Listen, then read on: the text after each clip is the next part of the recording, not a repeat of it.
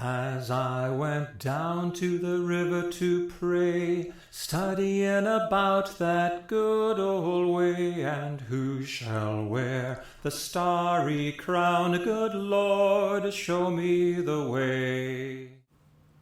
Hello, and greetings from the Antler River Watershed Region Covenant Commission.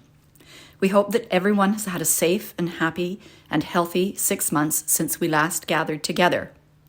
I also hope that you enjoy the pictures, old and new, of our namesake, the Thames River. My name is Deb Ellicott, and it is my pleasure to bring you an update on what has been happening with the ARW Covenant Commission.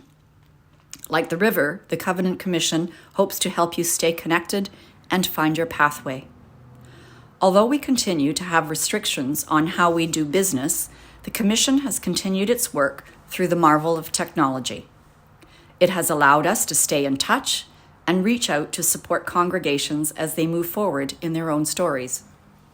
It has been another busy cycle with many things transpiring over the past few months. Before we review some of those items, I thought I might briefly remind you of the mandate of the Covenant Commission. At our last regional meeting, we did this in some detail, but a short reminder might be useful. We have now been in existence for going on 3 years, which hardly seems possible. In the initial stages, the members of the Commission were asked to serve for a varying number of years, some of us 2 and some of us 5. Some of these terms were extended to accommodate the circumstances that we have been in due to the pandemic. The transition of members has been smooth, and the objective of not depleting the Commission of all of its expertise at once has worked well for us. We welcomed 2 new members this year, Jeff Smith and Dave Whiting, and following this meeting, we'll have more new members as terms expire. We would like to thank Judith Fader and Tom Brunt for their past work on the Commission. The mandate of the Covenant Commission is to carry the responsibility for the relationship between communities of faith and the region, and their partnership on matters requiring a decision by both the community of faith and the regional council, other than pastoral relationships. This includes the articulation of ministry and mission, the use of financial and property resources, local governance, and the overall health and well-being of communities of faith. For example, perhaps a change in lifestyle that a community of faith may be dealing with, or the exchange of property. As a commission, we have tried diligently to be that support that communities of faith may need and to work collaboratively with them to clarify and achieve their goals. Of course, the past year and a half has been particularly challenging with many financial demands on our communities of faith. It has been our responsibility to receive information to confirm that communities of faith may use restricted funds to meet ministry and personnel costs. Several of these requests were reviewed, and we know that this has been most helpful during this very unique period. Policy on this has been updated frequently, and I would suggest that you stay posted as things unfold with the current pandemic situation. Mention of this, I am sure, will come in some of the financial information that we received this weekend. We have also continued with the regular responsibilities of the Commission. We have reviewed and provided feedback on annual reports.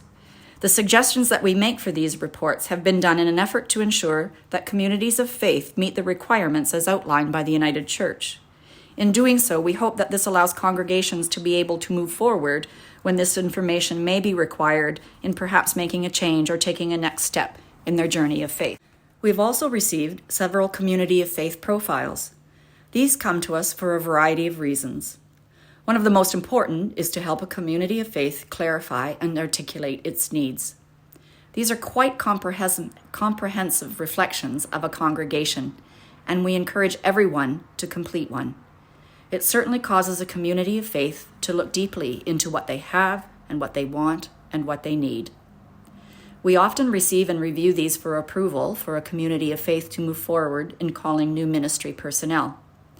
We have accepted several of these in the past months and then have transitioned the community of faith to the Human Resources Commission, who then guides them through the steps in the next part of the process. We also receive them when communities of faith are in transition. We have disbanded communities of faith, supported amalgamations, and helped congregations while nesting to decide on next steps, just to name a few. I have to admit, as a newcomer to this level of church governance, I was surprised at how much of that is taking place in our region. In addition, we have assisted in the sale of several church properties over the past months as well. Prior to lockdown, I was personally involved in the decommissioning of 3 churches in my own area. Again, a pretty big surprise for me. Supporting these communities of faith as they move forward to a new journey has been challenging and gratifying. Another of our jobs is to appoint pastoral care supervisors for communities of faith. This essential support is vital in helping them move forward with their goals. We have been working to develop a list of individuals who would be able to do this important work, and this is the sales pitch part of my report. If you might be interested, please contact Lynn Allen, who is our fabulous staff support person. Currently, John Neff is standing in while Lynn is on a brief leave, but we are looking forward to having her back soon. The other type of support we would like to see developed are what we would call companions. These are individuals who would be interested in helping with some of the work of the Commission. For example, reviewing annual reports.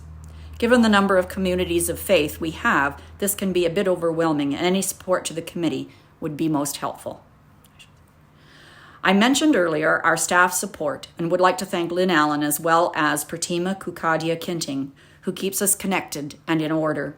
Both these ladies do a wonderful job, and we honestly could not function without them. I would also like to extend many thanks to Marie Santos, who has chaired the commission since we began. Our goal is to be there to help and support you, so please reach out. And we wish you all a wonderful summer, and we are leaving in the hope that the coming months bring us some normalcy and the opportunity to once again gather together in faith. Oh, fathers, let's go down, come on down. Oh, fathers, let's go down to the river to pray. As I went down to the river to pray, studying about that good old way, and who shall wear the robe and crown, good Lord, show me the way. Oh, mothers, let's go down, come on down, don't you want to go down? Come on, mothers, let's go down to the river to pray.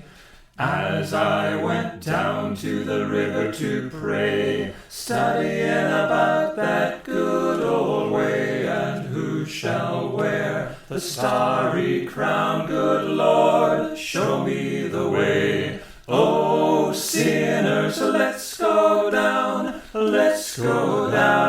come on down. Oh, sinners, let's go down to the river to pray.